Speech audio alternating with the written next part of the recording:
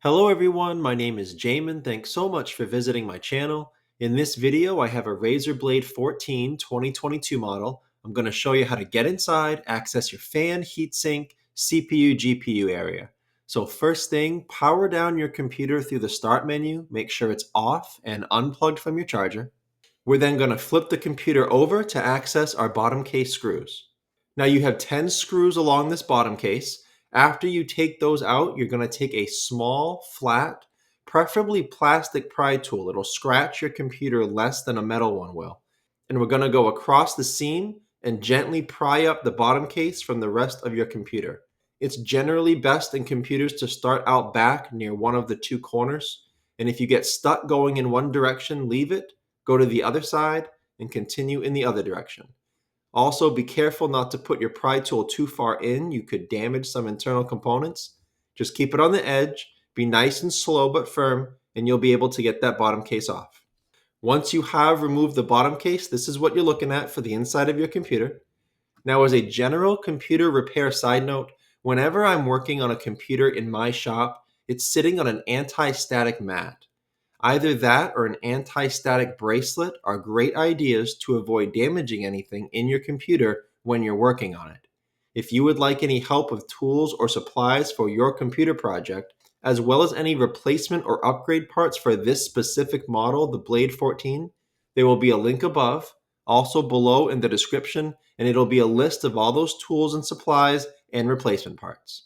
Now, before touching anything in a computer, it's always best to remove or at least unplug your battery.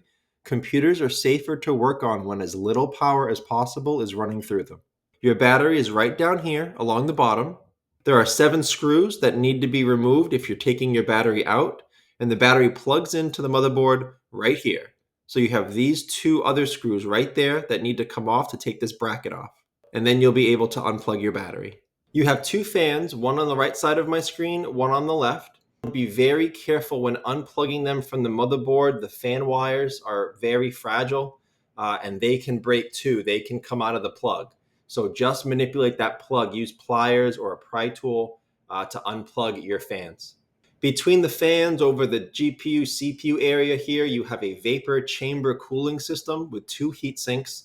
As a side point, if you would like just to watch a quick educational video on the difference between the old traditional heatsink heat pipes and these vapor chamber cooling systems, I'll have a little video below in the description about that. But these are the screws you have to undo to get that chamber cooling system off and access the underneath of it.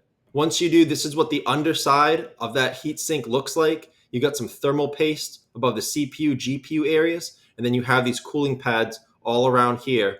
If you need a reference, if you're trying to replace those, this is where they were in this model. This is your CPU, GPU area, again with thermal paste there. I will have some replacement thermal paste below in the description in that link I told you about with all the tools and replacement parts for this model computer. Word of caution is if you do go into a computer that uses this thermal paste and you access it for any reason, once you expose it to air, it needs to be reapplied. Once you've separated it a little bit on the chip and a little bit on the heatsink, it no longer does its job as well as it should, and it should be reapplied. So I will have a video tutorial link above and below in the description. It'll be a tutorial showing you how to fix an overheating laptop. And one of the things it'll show you is how to clean off all the old thermal paste. You don't want to put new paste on top of old paste. And then once you do, it'll show you the correct amount of new thermal paste to put down. If you put down too much, you could end up locking heat in rather than facilitating its transport out. So you don't want to do that either. So again, that video will be below in the description if you need it. But that's it for this video, how to get inside the Blade 14 2022 and access your fan area, the heatsink, and the CPU, GPU.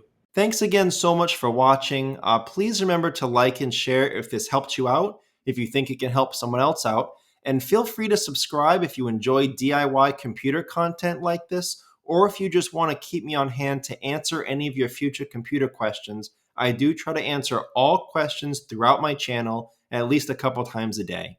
Also, feel free to check out the related links section below in the description. From time to time, I do try to add things in there that I think will help you with your general computer life, make it more productive, more enjoyable.